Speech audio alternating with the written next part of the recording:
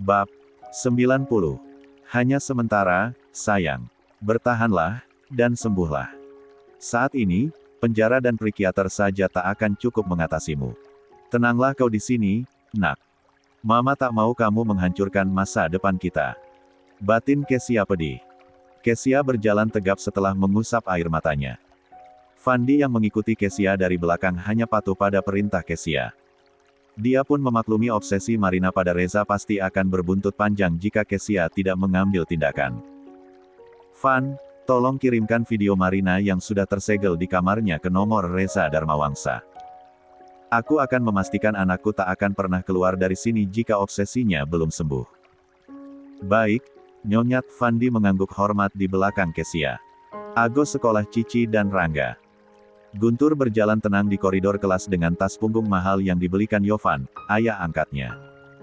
Badan Guntur yang tinggi tegap tampak keren memakai seragam dan penampilannya kini tampak bersih serta terawat. Jika Rangga adalah gambaran sosok anak tampan dengan sorot mata teduh, maka Guntur adalah anak gagah. Perkasa dengan sorot mata tajam bagai mata elang. Guntur! Teriak Cici yang berjalan menggandeng Rangga. Guntur menoleh lalu tersenyum pada Cici dan Rangga.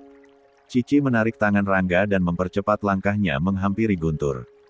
Ketiganya berjalan menuju kelas tapi mereka berpapasan dengan Yuda dan Lydia. Cici mengkeret tapi Yuda merangkul pundak Cici. Rangga pun menggenggam erat jemari tangan Cici. Jangan takut lagi, ada kami. Ucap Guntur dan Rangga bersamaan. Cici mengangguk senang. Kalau Yuda memanggil teman-temannya lagi, Guntur hanya tinggal menatap mereka satu persatu. Ajaibnya sorot mata tajam Guntur membuat ciut nyali teman-teman Yuda. Mereka nggak akan lagi berani seperti sebelumnya. Yuda takut sama papanya terus selain aku, ada Guntur. Juga sekarang yang jagain kamu, ucap Rangga pada Cici. Tapi kok Lydia masih begitu aja lihatin aku, keluh Cici. Kayak masih kesel. Itu karena kamu cantik, lebih cantik dari dia, sahut Guntur cepat. Cici tengadah melihat Guntur. Aku cantik. Guntur mengangguk mantap dan santai. Cici kemudian menoleh pada Rangga. Aku cantik. Mata indah Rangga yang berbulu lebat serta lentik itu mengerjap teduh. Andai sudah besar, kelak mata indah Rangga akan menyedot perhatian banyak gadis. Cici menggerakkan kepalanya ke kanan dan ke kiri. Hatinya senang karena Guntur dan Rangga memujinya. Cantik. Iye. Sharon menonton televisi di kamarnya. Tepatnya memperhatikan Rangga yang sedang asyik menonton anime kesukaannya. Anak itu makin hari makin terlihat tampan. Anak siapa ya dia sebenarnya? Ayah ibunya pasti bibit unggul. Masih kecil saja sudah kelihatan tampan, gimana kalau besar nanti? Akankah mengalahkan ketampanan bapak angkatnya? Sayang sekali anak baik dan tampan itu ditinggalkan di panti asuhan. Sharon mengoceh dalam hati. Lanita yang sedang duduk di sebelah Sharon seraya merajut membuat topi bayi menyikut lengan Sharon. Lihatin Rangga terus kenapa? Bisik Lani. Anakmu kalau sudah besar bakal jadi rebutan banyak cewek, sahut Sharon pelan. Lanita melihat ke arah Rangga yang fokus pada acara TV yang ditontonnya. Cici juga gedenya pasti cantik, imbuh Lani.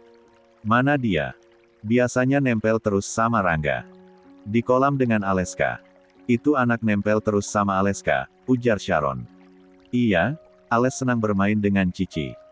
Ales bilang, Cici memberi semangat lebih untuknya bisa segera pulih. Anak yang dikandung Kia juga berjenis kelamin perempuan, sahut Lani. Tiba-tiba terdengar pintu dibuka dengan keras. Mama, Tante Nilam tenggelam di kolam renang. Seru Cici. Tante Nilam. Dia di sini. Lanita kaget. Cici mengangguk. Tadi gandeng Tante Saskia dari kolam, tapi kepleset. Mana jatuhnya di kolam yang dalam lagi, jelas Cici. Om Ales kemana? Lanita dan Sharon bergegas keluar kamar hendak menuju kolam renang. Om Ales dipanggil Oma Danis tapi Tante Kia sama aku masih di kolam soalnya Tante Kia lagi enak random kakinya di kolam, katanya adem. Terus ada Tante Nilam. Nah, Tante Kia mau udahan ngademnya, dibantu deh sama Tante Nilam tapi malah kepleset, tutur Cici menyamai langkah Sharon dan Lani yang lebar dan cepat. Ya Allah, Nilam itu nggak bisa berenang. Lanita panik. Nggak ada siapa-siapa di dekat kolam. Tanya Lani. Cici menggeleng. Cuma ada Tante Kia.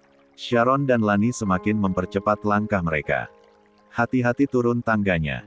Ingat, Sharon seraya menuntun Lanita menuruni tangga. Setibanya di kolam renang, Lanita dan Sharon tertegun melihat Ustaz Ridwan melepas peci lalu terjun ke kolam renang menyelamatkan Nilam yang megap-megap melambai-lambaikan tangan. Ustaz Ridwan berhasil meraih tubuh Nilam dan mengangkatnya kembali ke atas. Ustaz Ridwan meletakkan tubuh Nilam di lazy chair. Dia memalingkan wajah dan lekas berlalu saat melihat baju atasan Nilam yang transparan karena basah. Bagian dada Nilam memang tampak besar dan masih mengkal. Sharon dan Lanita segera menghampiri Nilam. Ya Allah, Nilam. Pekik Lanita.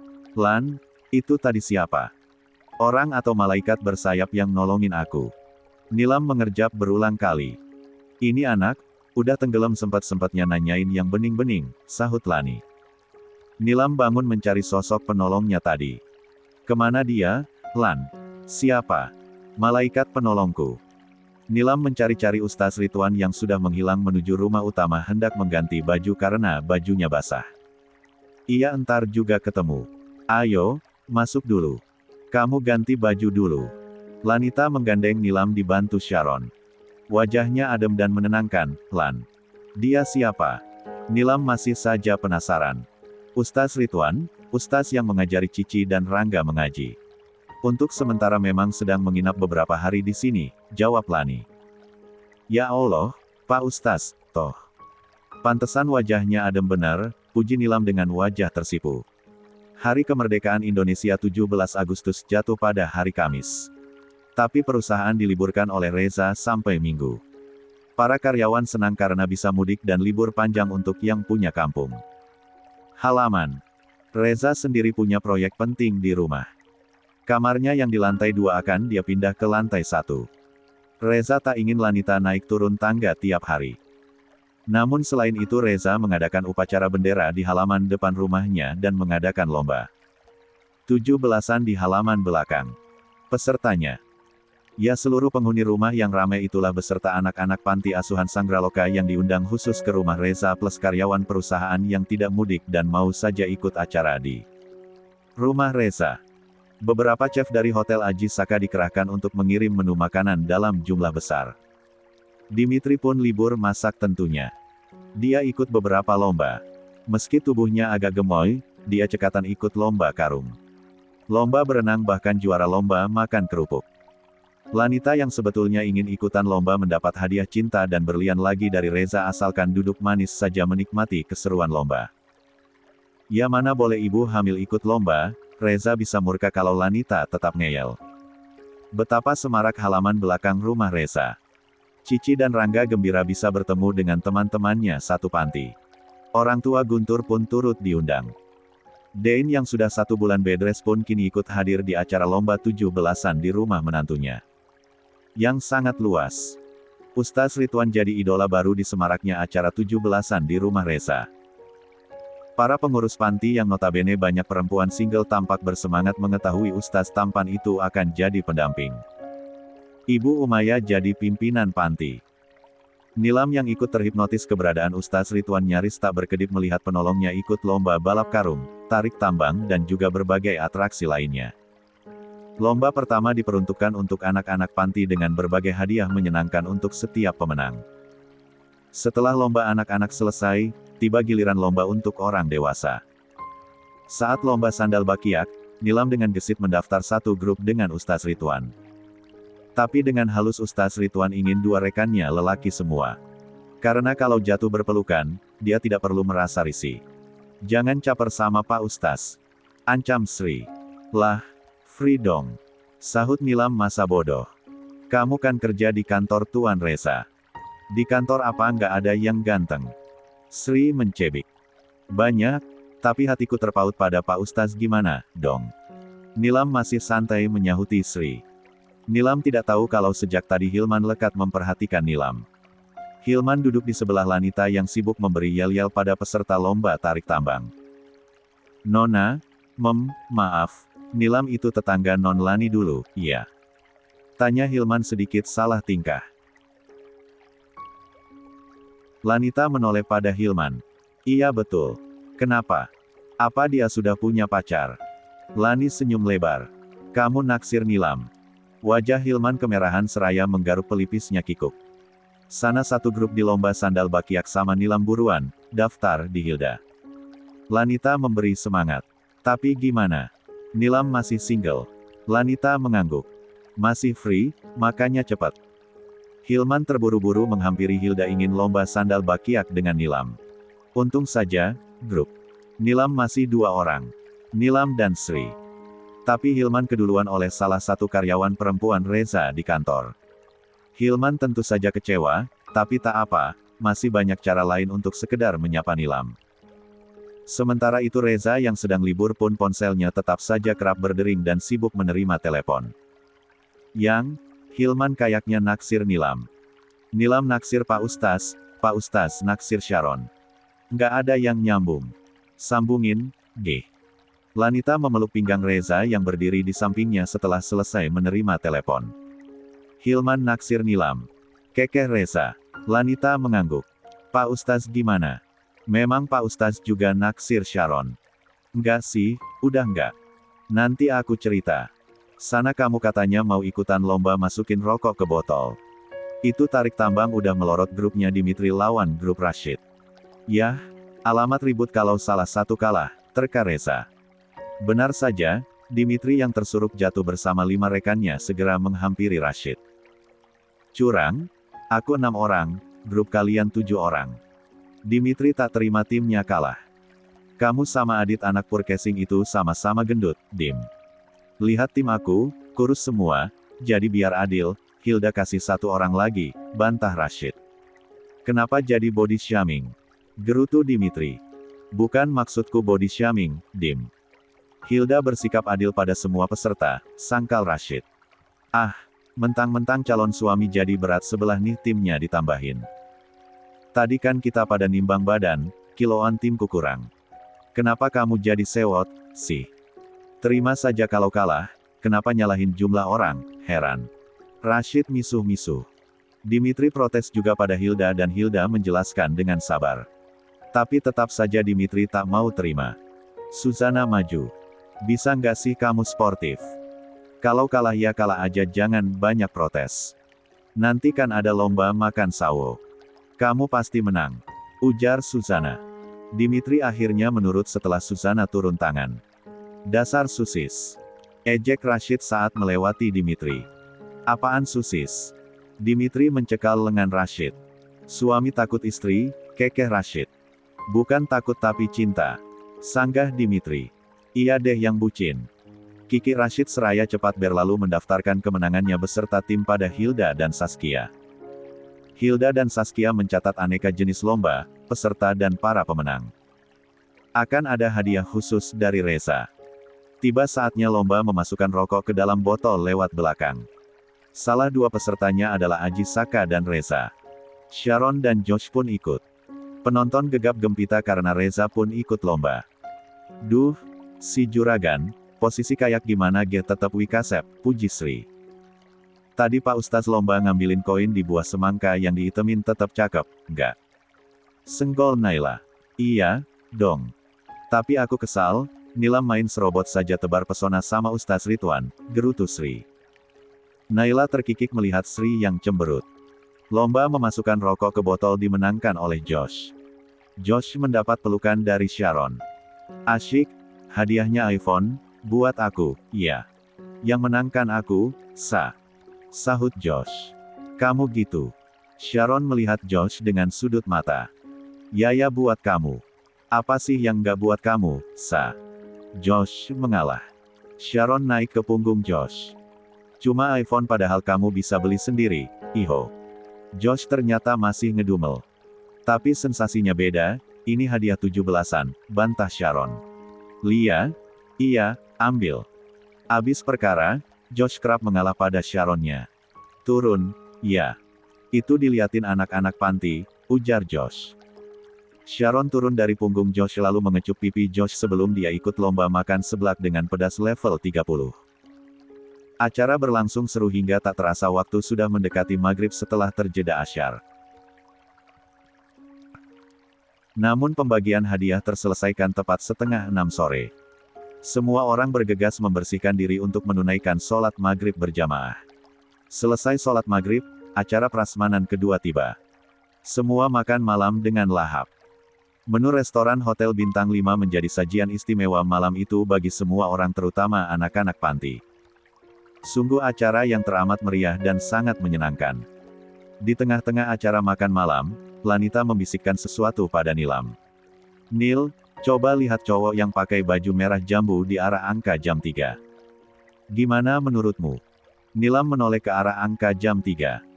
Dia melihat Hilman yang belum dikenalnya mengenakan baju merah muda. Hanya Hilman satu-satunya yang mengenakan baju merah muda. Oh, wow, manly banget sih. Bajunya emang pink, tapi badannya tegap, kekar. Roti sobeknya kelihatan. Soalnya baju pinknya ketat banget, Lan. Dia siapa? Nilam terpukau melihat Hilman yang gagah perkasa. Bodinya nggak nahan. Salah satu anak buah Papa Aji dan Reza. Namanya Hilman. Dia tadi titip salam buat kamu, ucap Lanita. Nilam terbelalak. Aku itu apa kelihatan mendingan gitu ya Lan setelah perawatan dan pakai riasan wajah. Kenapa ada cowok keren naksir aku? Kamu mang cantik, ayu.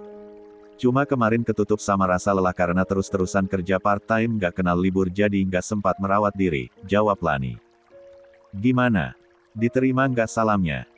Saat Nilam tersipu karena mendapat salam dari Hilman, Ustaz Ridwan lewat di depannya. Tapi bagaimana dengan si wajah teduh itu? Gumam Nilam pelan seraya tak melepaskan pandangannya dari Ustaz Ridwan yang menghampiri Aji Saka, Reza, Erik dan Davin yang sedang mengobrol bersama. Memang Pak Ustaz naksir kamu. Sanggah Lanita. Ya aku usaha dulu buat narik perhatiannya, Kiki Nilam. Lanita hanya menghela napas pasrah. Yah, terserah kamu deh mau pilih yang mana. Aku senang akhirnya. Kamu ada waktu buat hunting cowok setelah lupa waktu karena dulu kerja terus banting tulang dari pagi sampai pagi lagi, ucap Lanita tersenyum pada Nilam. Ai, so sweet banget sih kamu, Lan. Oh iya? Istri Aleska cantik, iya. Ternyata semua bersaudara, indah banget. Keluarga kalian. Kompak dan saling support. Kamu juga akur banget sama Sharon, padahal awalnya kalian itu rival, gelak Nilam. Semua sudah ada yang mengatur, Allah swete. Mengatur pertemuanku dengan Reza melalui kamu. Terima kasih, ya, Nil. Lanita merangkul Nilam erat. Andai yang rangkul aku Pak Ustaz, Lan. Kiki Nilam. Lanita melepaskan pelukannya. Ya sudah pepet sana. Tapi Hilman juga oke, loh. Iya, sih. Manly banget, duh.